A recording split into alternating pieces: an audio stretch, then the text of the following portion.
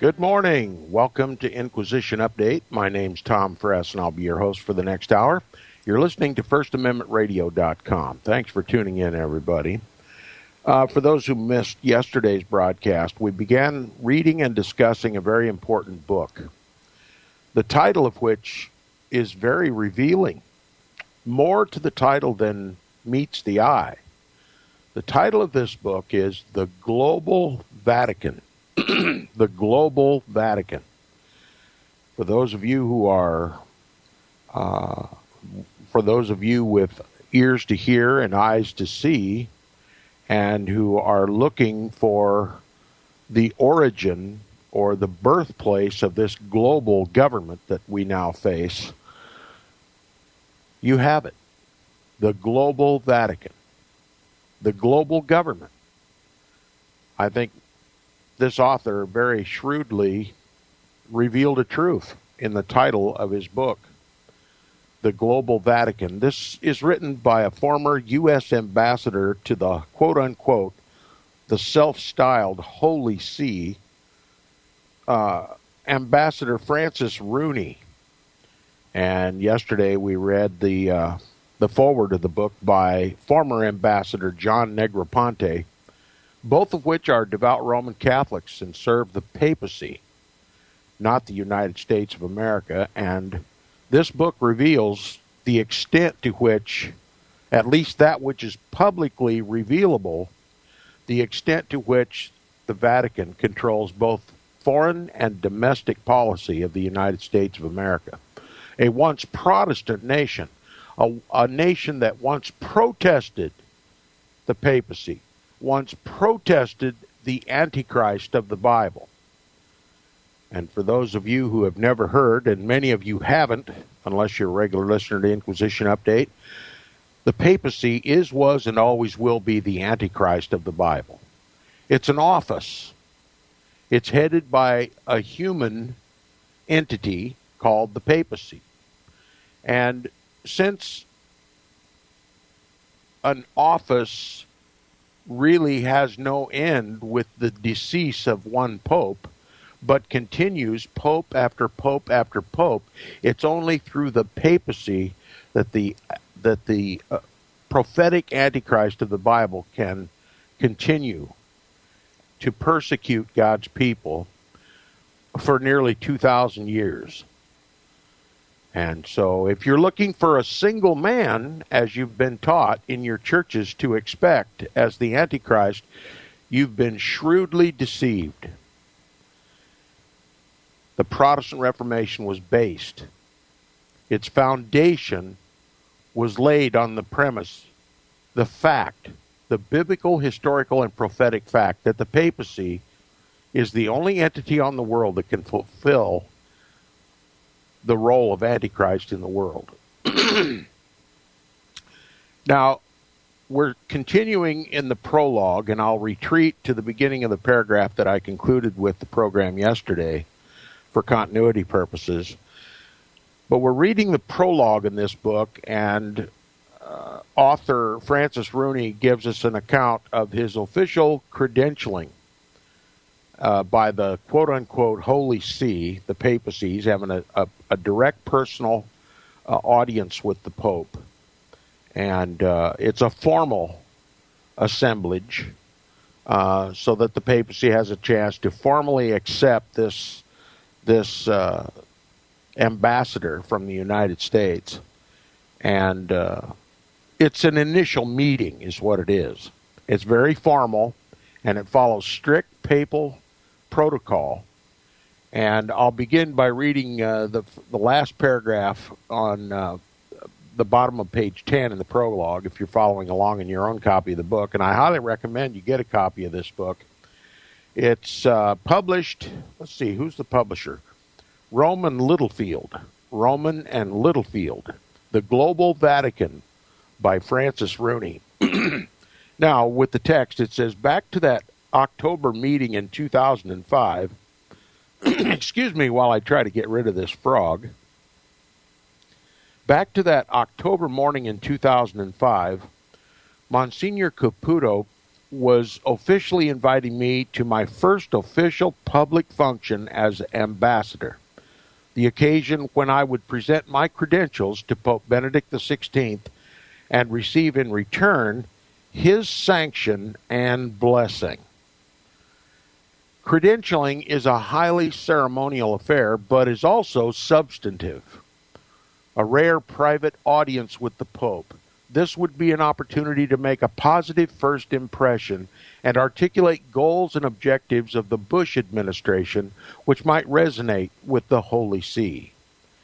This would be one of the most important days of my term as ambassador, and a remarkable moment for our family.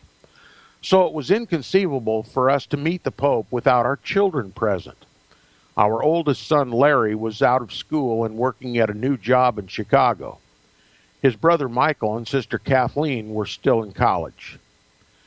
I'd sure like our children to come to this, I said to Monsignor Caputo. Is there any chance that I could do it during Thanksgiving break? Unquote. The Monsignor gazed back at me blankly, as if he did not quite understand what I was asking.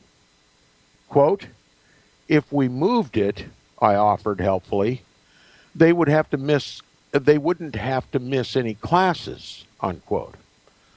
Should I have mentioned that Larry, Michael, and Kathleen attended the University of Notre Dame, a leading Catholic university in the United States? I doubt it would have helped.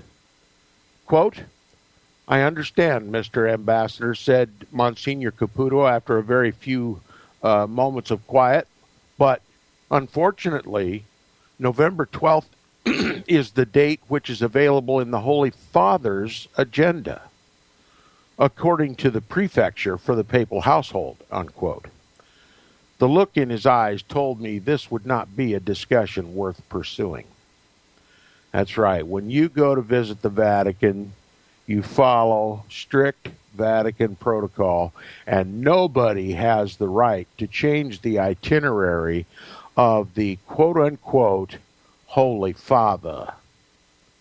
The King of Kings and Lord of Lords of this counterfeit Christian society that they are bringing about in this world. So, Francis Rooney responds, right, got it. November 12th it is then, unquote. Lesson learned. A few days of classes would be missed. The professors at Notre Dame would probably understand. Obviously, since they are Roman Catholic professors at a Roman Catholic university, and they are also subservient to the papacy.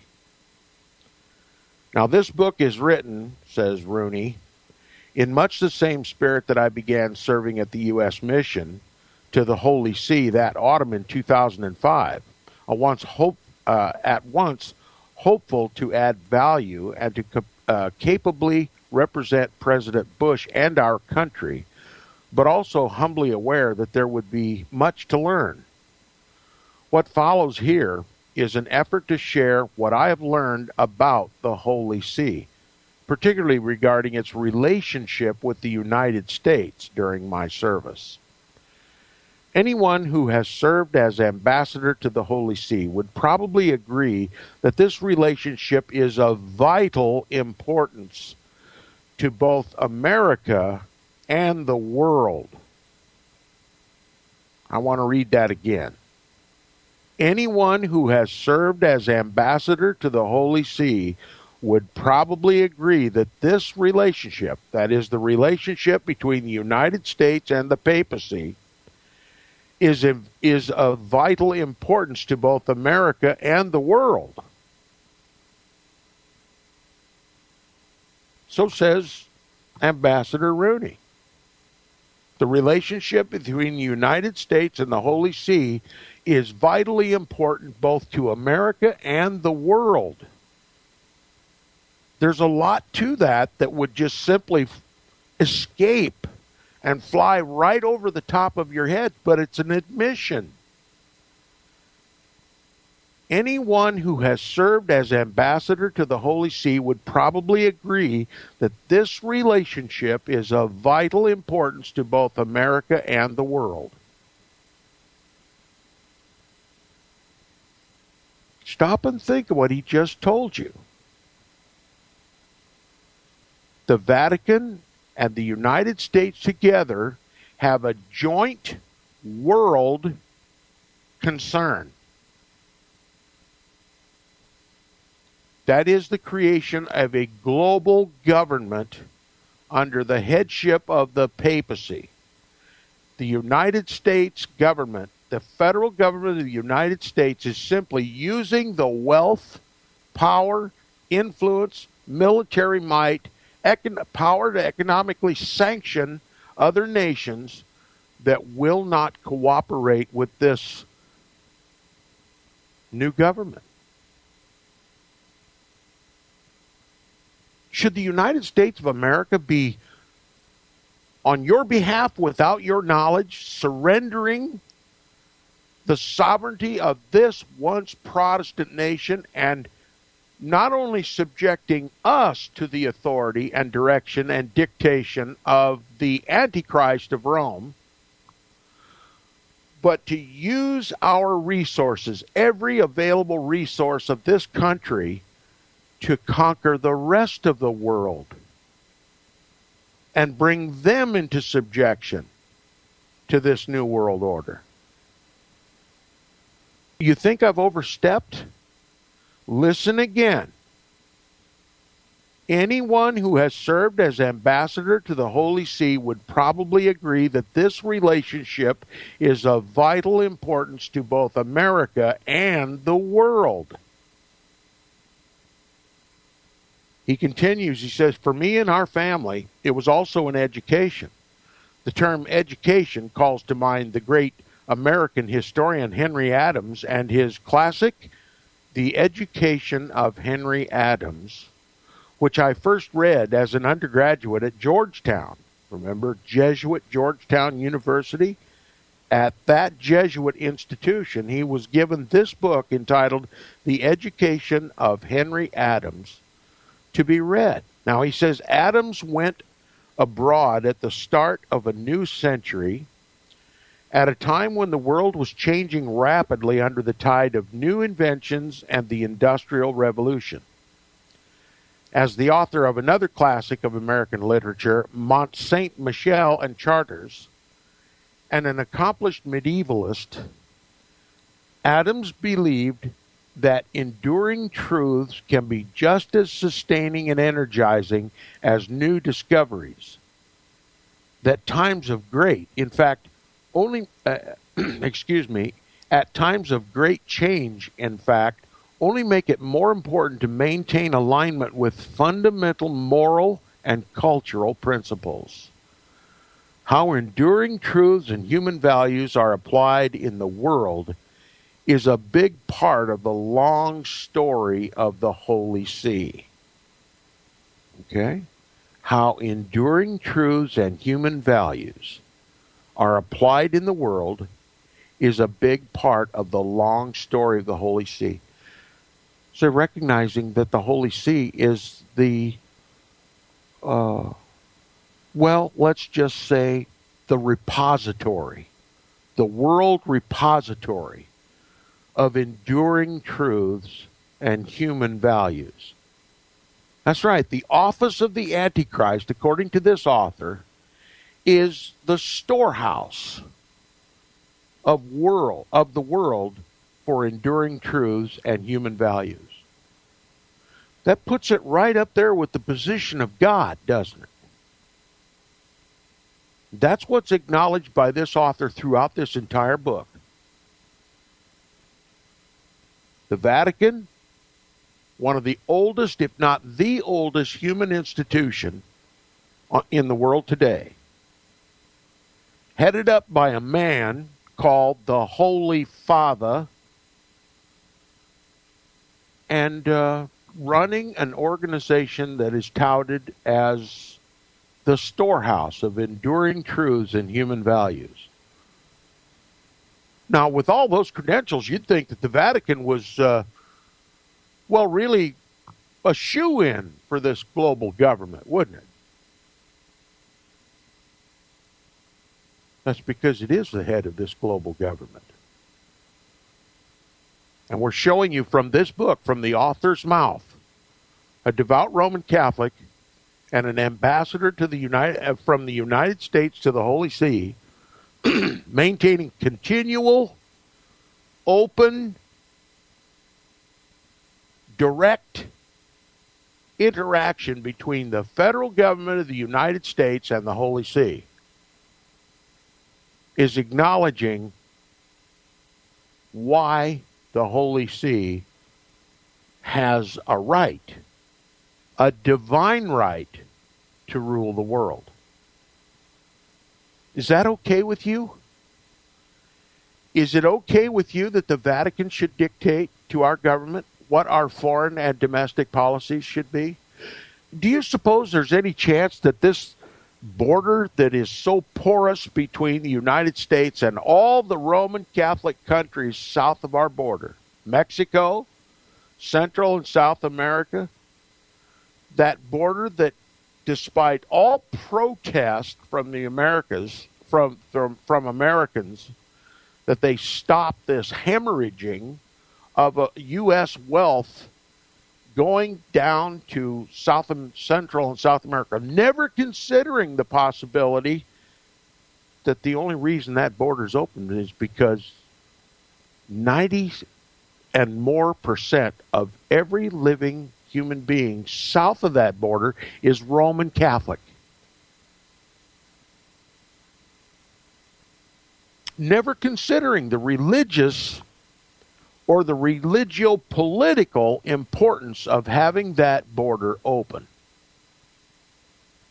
Do you suppose that that border is open despite all the protests of the American people, who are literally oblivious to why it's open? Would anybody even consider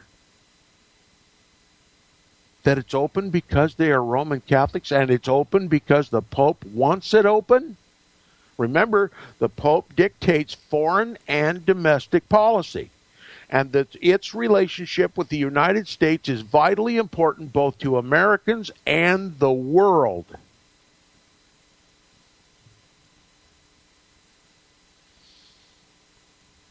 You think I've gone a bridge too far? Keep listening. This author is going to make it readily apparent to anybody who cares to listen. He says how enduring truths and human values are applied in the world is a big part of the long story of the Holy See. It is also one of the central themes of this book.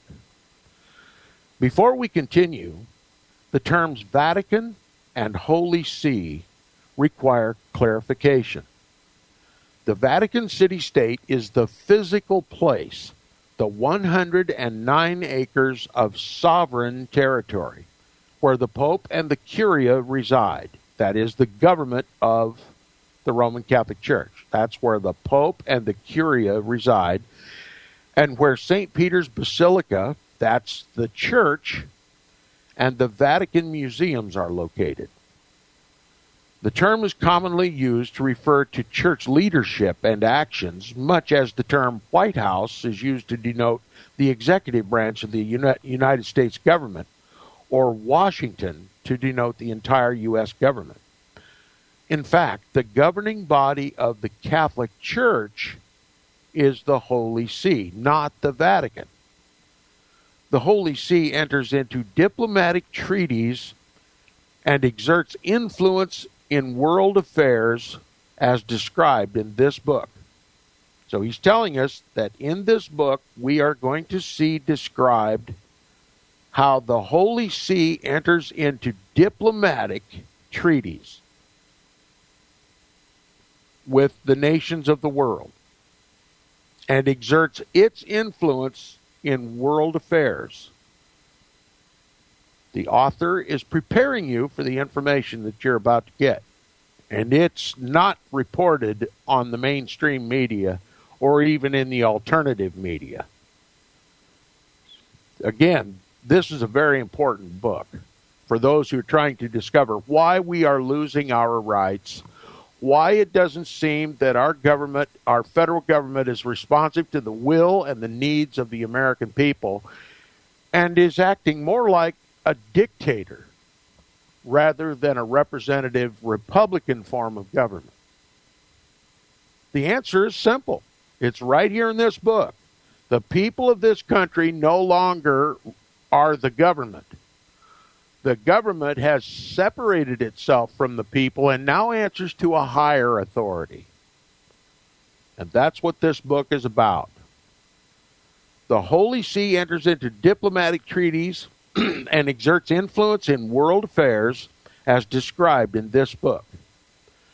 For simplicity's sake, and in accordance with common usage, the terms Vatican and Holy See will be used more or less interchangeably here, but the distinction has important implications to be discussed in future pages.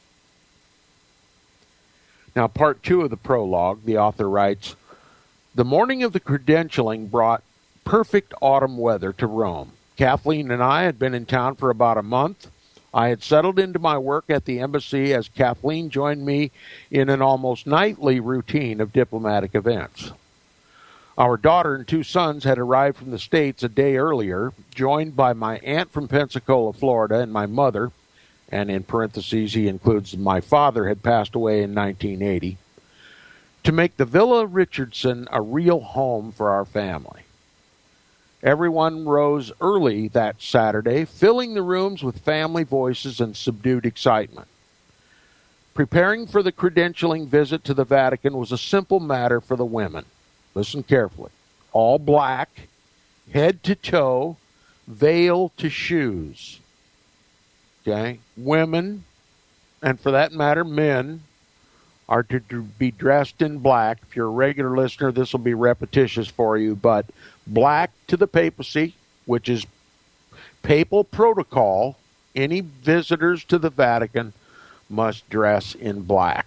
Okay, black represents subservience, contrition, honor to the Pope.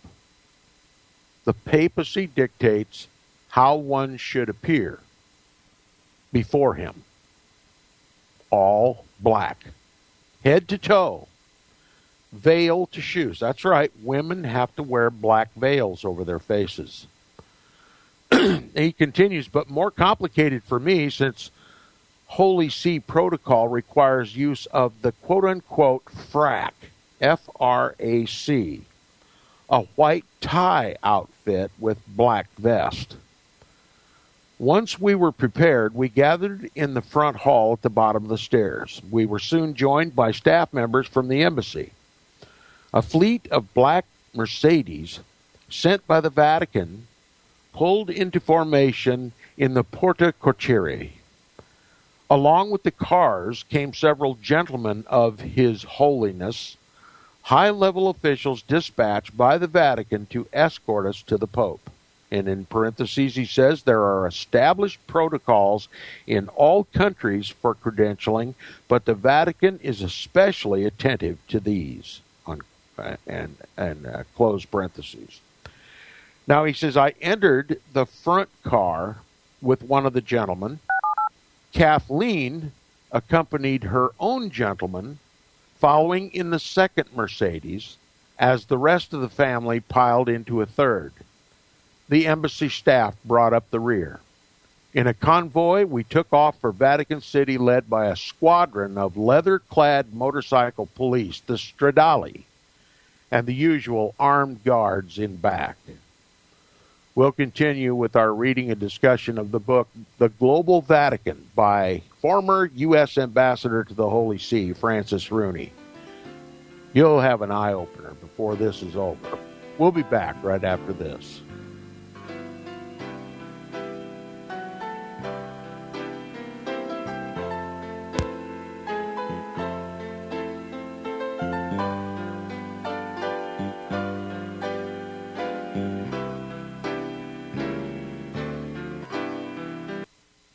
I pledge allegiance to the King of Kings and to his kingdom come on earth as it is in heaven. One holy nation, under our Heavenly Father, grace, mercy, justice for all.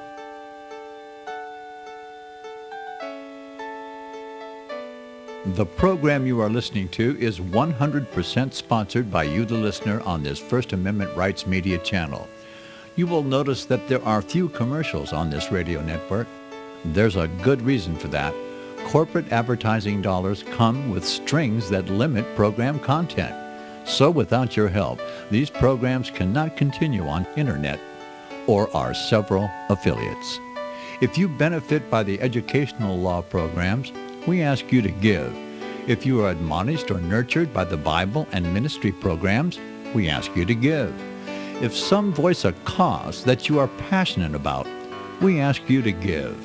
If you believe in any of these, we ask you to support them as you would a missionary on a continual basis, as if giving a tithe for missionary radio. These programs are not commercially viable and must be supported by those faithful to the cause of truth. Look for the button to sponsor your favorite programs at our listen and schedule pages on the internet. Then, when you subscribe, we will send you the last quarterly MP3 CD of that program immediately, and continue to do so with each new quarter. We will also give you unlimited archive access to all of our programs. We're asking you to give much less than a tithe, so that you may also send support directly to a particular program host, cause, and anywhere else the Spirit may lead you. Do all to the glory of our God and Creator, for His holy nation, the only kingdom that will last forever. Thank you for listening.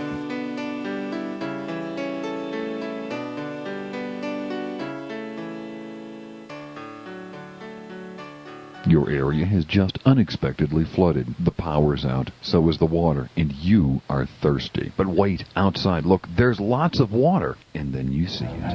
Oh my gosh! What is that floating in the water? And what is that odor? No problem. You thought ahead and own a Berkey water purification system. Berkey has revolutionized the way water is purified simply and naturally. Requiring no power, electricity, or water pressure, the powerful black Berkey elements extract pathogenic bacteria, cysts, parasites, chemicals, heavy metals, and other nasties that might be found in floodwater. Berkey systems can purify treated water during normal times, and during unexpected emergencies, they can get rid of the unhealthy stuff in raw, untreated water. For more information on the powerful Berkey line of products, call First Amendment Radio at 559-781-3773 or order on the web at FirstAmendmentRadio.com.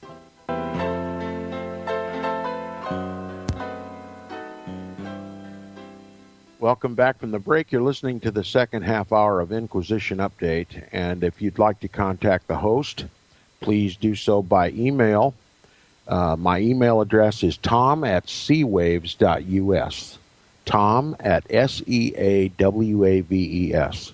If you have questions or comments, I'd be very happy to help you. If you have concerns of any kind, if you have suggestions for a book that you'd like to hear read and discussed here on Inquisition Update, please avail yourselves of the opportunity. And it's my pleasure to serve, and I answer email that require an answer. If your email goes unanswered, it's because it didn't require one. Now, we'll get back to the reading of the prologue of this book by Francis Rooney, former U.S. ambassador to the quote-unquote Holy See. It gags me every time I say Holy See. There's nothing holy about it. It's the seat of the Antichrist of the Bible. And to call it Holy See is blasphemy, but that's what they call it. It's not holy to me, trust me.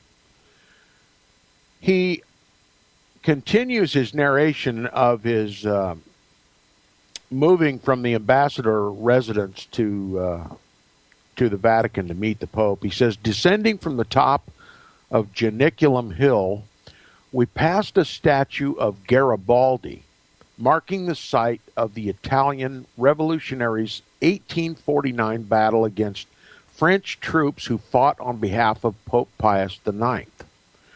Now, let me explain the significance of this and why he included it.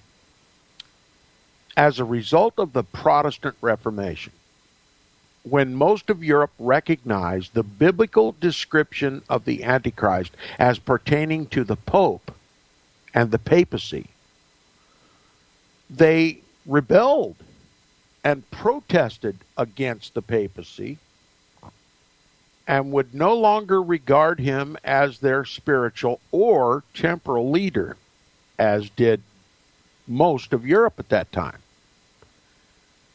And not only would they no longer regard him as the representative of Christ, but he would be the Antichrist in their minds, the one to be shunned, as was Judas.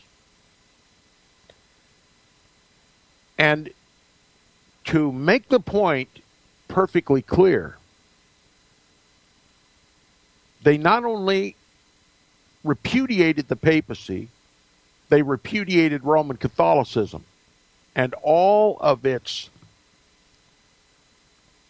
bloodlust, all of its covetousness and riotousness and perversion and extortion and tyranny. And since the Pope was the one who seated all the kings of Europe, or at least required all the kings of Europe to be subservient to him and to do his bidding in their respective nations, they overtook to overthrow those governments and to install their own republican form of government. See, they recognized that the Vatican or the Holy See or the Pope was not the vessel of the Holy Spirit, but it was the people.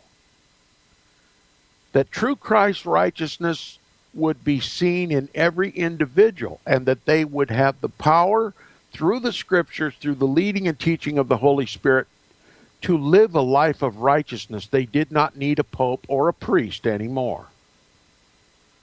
And neither did they need a temporal ruler that did the Pope's bidding and imposed upon them papal tyranny. They coveted the freedom whereby Christ had made them free. They overthrew their governments and established their own republican form of governments where the people became the government and the governments were the servants of the people. That was the model that was followed by the colonial period in this country. Now, subsequently, Rome got control of our government, but at the time, the United States was really a model for the rest of the world. It put in place Republican and Protestant principles. Liberty. Now, Roman Catholic Italy, right there in the shadows of the Vatican walls, decided that they no longer wanted the Pope as their temporal ruler. Oh, he could remain the Holy Father, but they didn't want him meddling in their governmental affairs. He was a tyrant, and he bilked the people of all their money. And so General Garibaldi led a Republican overthrow of the papal tyranny in Roman Catholic Italy. You see, even Roman Catholics love liberty. Even the Roman Catholics in this country love liberty. That's why they're so inconsistent with the Roman Catholic canon law, choosing to do as their heart dictates rather than to do what the papacy says.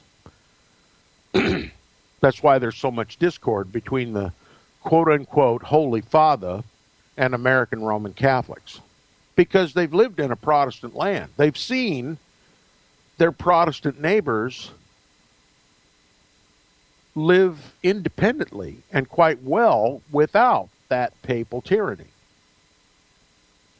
Italy wanted to follow the same suit. Roman Catholic Italy overthrew the Pope's temporal power and installed their own republican form of government. Even Catholics understand the importance of handling their own affairs. without the intermeddling of the papal power.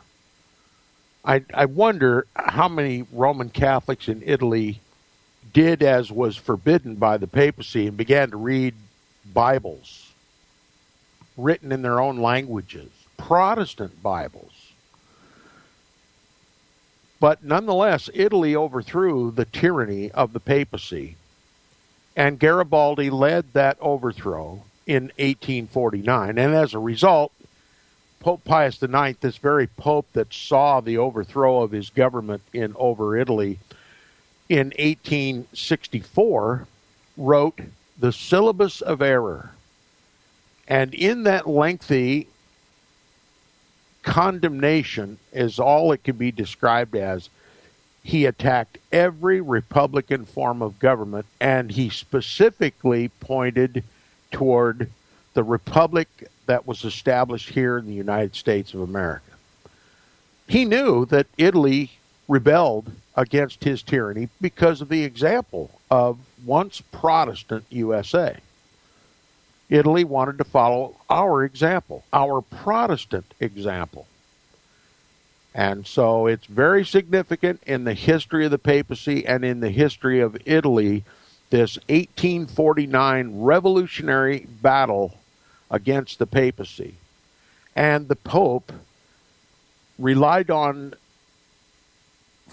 Roman Catholic France to come against Italy and to defend the Pope's tyranny. And Garibaldi was powerful enough to stave off the French attempt to restore papal power over Italy. And Italy became a republic. Roman Catholic though it may be, it became a republic. So that it was a protest against the tyranny, the temporal power of the Pope. It was successful, and it remains successful today. And isn't it extraordinary that the very example that Italy followed, the United States of America, has now become the most important ally to the Holy See?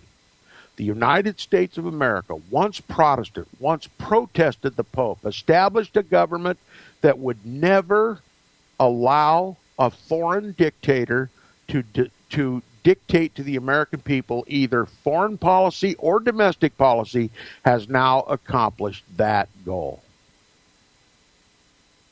While Italy, right there in the shadows of the Vatican walls, became a republic, the United States has become, let me just say, the American government has become Roman Catholic and a servant of the papacy, a global servant, a global military force serving the papacy. As unlikely as that sounds, if you're a regular listener to Inquisition Update, we've proved it over and over and over and over again. And those who don't understand what this New World Order is simply because they're not listening to Inquisition Update.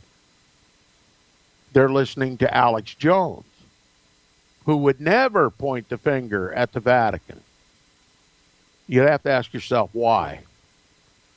Is Alex Jones really interested in preserving our Protestant republic? If so, why does he not point out the great enemy of Protestant republics? Why does he not point out the papacy? It's a good question. I think everyone should ask the question. He says, descending from the top of the Janiculum Hill, we passed a statue of Garibaldi marking the site of the Italian revolutionaries' 1849 battle against French troops who fought on behalf of Pope Pius IX. Looking to the east, beyond the steeple of San Pietro in Montorio, where, in parentheses, the author adds, where St. Peter was crucified. And if you're a regular listener to Inquisition Update, you know St. Peter never set foot in Rome. He was the apostle to the circumcised, to the Jews, and he kept his ministry among the Jews. Paul, whose ministry included Rome and started a church in Rome, never once mentions Peter having been in Rome in all of his epistles. The simple fact of the matter is, Peter, the apostle, never set foot in Rome. He could not have been crucified in Rome, whether upside down or right side up. And we have to ask, who was that Peter that was crucified upside down in Rome? And if you're a regular listener, you know that it was Simon Peter, Simon Peter, Simon the sorcerer, Simon the Magi of Acts chapter 8, not the Apostle Peter. Simon Magus, the Simoniac. And he set the tone for the Roman Catholic Church. Simony. Religious favor for a price. The selling of ecclesiastical favor for money. Indulgences. That's the very character of that church, because it was started by a Simoniac. The Simoniac, Simon Magus. Now he continues, he says, looking to the east beyond the steeple of San Pietro and Montorio, where St. Peter was crucified, he says, and across the Tiber, I could see the domes and bell towers of central Rome, a city that had been ruled by popes, saved by popes from barbarian plunder, and occasionally sent popes fleeing into exile. There's almost no place you can go in Rome without encountering the 2,000-year history of the papacy, and we were about to visit the most extraordinary place of them all.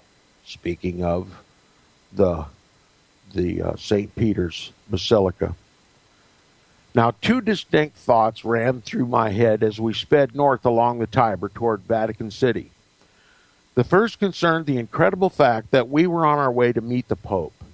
Humbling beyond description for someone from rural Oklahoma, a state where Catholics comprise a mere 3% of the population. Now, let me stop and add a comment here. If you're looking for a Protestant state to relocate to get rid of the Catholic influence, don't look to Oklahoma, because it's loaded with ecumenical evangelibellies that are essentially Catholic in their belief. Lutheran. They've repudiated the Protestant Reformation. They believe in a future single individual as an Antichrist who hasn't yet come, and we don't need to be worried about him or concerned about him, is a better term. And the Pope is just the leader of the Christian world. As a matter of fact, the Lutherans, many of the different divisions of the Lutheran Church believe that in the real presence, the bodily presence of Jesus in the communion bread. Now, they stop just short of calling it a sacrifice like the Roman Catholic Church does, but they believe in the real presence, that is Jesus turned into bread to be eaten. Okay? That's about as Catholic as you can get without putting a sign on the door. So, a mere 3 percentage points of the population of Oklahoma are Roman Catholic does not make Oklahoma a refuge for Protestants. We first have to destroy futurism and that phony Jesuit belief that the Antichrist is a single individual and restore true Protestantism in this once Protestant country. And that's one of the main goals of Inquisition Update, to wake up God's people to the deception that has literally destroyed Protestantism in this country and allowed this New World Order, this ecumenical movement, to take fruition. It can't be stopped until Protestant wisdom is restored. Now, he says the other thought was that I had been given an important mission and intended to successfully accomplish what the government and the president expected of me. No mention of the people, right? Did you notice that? He intended to fully accomplish what the U.S. government, which is Roman Catholic, and the president, one of the Pope's servants, you know he seats the kings of the earth. The Bible is telling the truth. Expected of me. No mention of the American people. Because if the American people would speak up, they would rather that no foreign potentate, much rather the head of the Roman Catholic Church to dictate foreign or domestic policy to this country. Okay, if common sense prevailed, if historical, biblical, and prophetic sense prevailed in this country, we would especially protest that the Pope would have any say either in foreign or domestic policy or any policy whatsoever in this country. But this fall, His Holiness is going to come and speak directly to your federal government. And you ought to know about it. And you ought to protest it. He says, on my lap in an envelope was a prepared statement which I would hand to Pope Benedict XVI when we met, just as he would deliver one to me. This meeting was an opportunity for me to move beyond the formal statement, though, and establish a basis for an open, expansive, and productive dialogue with the Holy See. And just every time I read the words Holy See, I want you to think Antichrist, because that's what it means. Okay? This meeting was an opportunity for me to move beyond the formal statement, though, and establish a basis for an open, expansive, and productive dialogue with the Antichrist. Oh, now, Tom, you've gone too far this time. No, I haven't. I'm calling it what it is. And calling it by any other name is deception. It's a lie. Now, I'll read this book, but I'm going to remind you from time to time, this is the office of the Antichrist of the Bible that we're talking about. The papal power, the Antichrist power, the Holy See, is the seat of Satan in the world. Now, he says this papal audience, more generally, the timing of my assignment to the Holy See came at an important moment in history for both the United States and the Catholic Church. America was 4 years out from 9/11 and locked in difficult wars in two countries, including a conflict in Iraq, of which the Holy See had strongly and vocally disapproved. Now, it's just simply amazing that this author would mention 9/11, because I believe 9/11 was an inside job by our Roman Catholic government to justify a Holy Roman crusade against recalcitrant nations in the Middle East. Nations that were not likely to be compatible unless changed from the inside or from the outside, as in the case of war, changed from being recalcitrant nations not likely to be compatible or cooperative with a new global government, but must be made to conform. Iraq and Afghanistan and all of the Middle East is going to be forced by the United States of America primarily and its allies in the papal concern for a global new world order to overthrow those nations. Regime change. That's the word they use to describe it. regime change. Iraq isn't cooperating. Afghanistan isn't cooperating. They are vitally important to the global efforts of the United States and the Vatican jointly. And there had to become a justification for the overthrow of those regimes. Regime change. We had 2 dinosaurs standing tall in Manhattan. No way of safely and affordably getting rid of them, so they simply blew them up and blamed it on Saddam Hussein and Afghanistan, and we went to war. The American people, loving war, knowing our economy was dependent upon war efforts. The economy had been sagging. People were afraid for their futures. Got right on board this Holy Roman Crusade. And we shot up a bunch of innocent people. As a matter of fact, people that we probably, as a nation, should have been following their example in rejection of the Pope's New World Order. Now, you can say what you want about Saddam Hussein. He was no altar boy. And neither was the government of Iraq, or rather Afghanistan. And neither is the government of Iran or the government of Syria. But what the American people are never told is that those governments are not willing to submit themselves to a foreign global government. They're not willing to give up their national sovereignty and their way of life and their belief systems, their moralities, and kowtow to a quote-unquote Christian world, and it's not Christian at all. It's papal.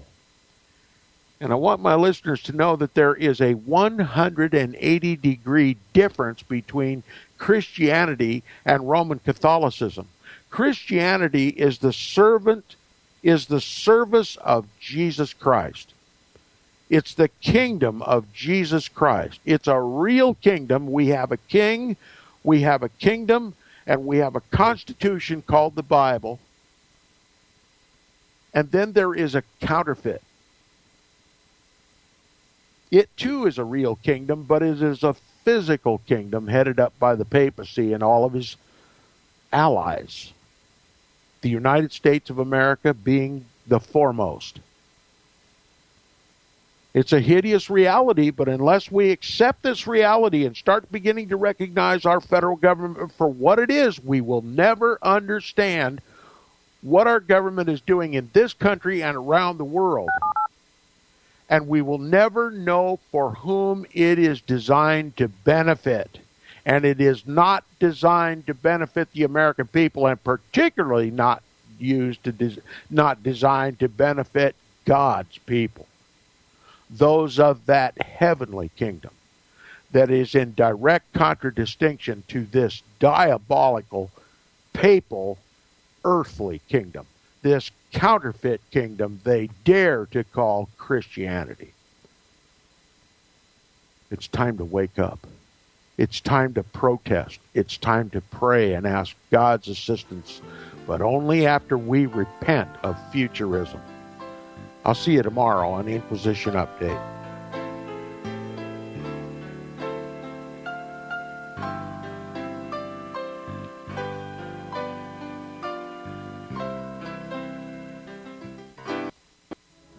Since the beginning of time, kings have sought it, nations have fought for it. It has been traded, it has been borrowed, it has been purchased, it has been stolen. There's a reason for it. To secure the blessings of liberty to ourselves and to our posterity. Invest with the security of gold and silver. Call Discount Gold and Silver Trading at 1-800-375-4188 or visit discountgoldandsilvertrading.net. Listen to Financial Survival with your host Melody Cedarstrom right here on FirstAmendmentRadio.com at 4 p.m. Eastern or 1 p.m. Pacific Time. Visit discountgoldandsilvertrading.net or call Discount Gold and Silver Trading at 1-800-375-4188. Toll free, 1-800-375-4188.